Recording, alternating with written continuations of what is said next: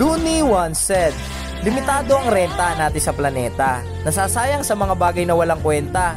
Kung ipinanganak ka ng dekada 80, huwag ka nang umasang umabot ka pa ng 90.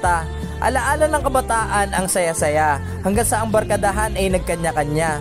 Di mapaghiwalay pag nagdikit silang 5, hanggang sa tumanda at nagkapamilya na sila.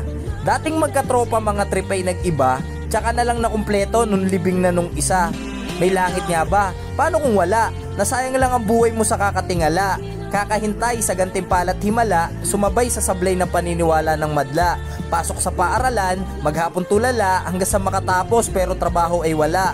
Tatambay maghapon ng mabahong paa, oras na para bumangon na ba? Palagi ka na lang nakahiga kahapon ka pa. Maraming oras para dyan kapag nasa kabaong ka na. Sasayangin mo kaya ang segundo kahit isa? Kung alam mo na kung ilan na lang ang natitira. Ano kaya sa mga ugali mo mag-iiba kung alam mo na kung kailan ang huli mong hininga?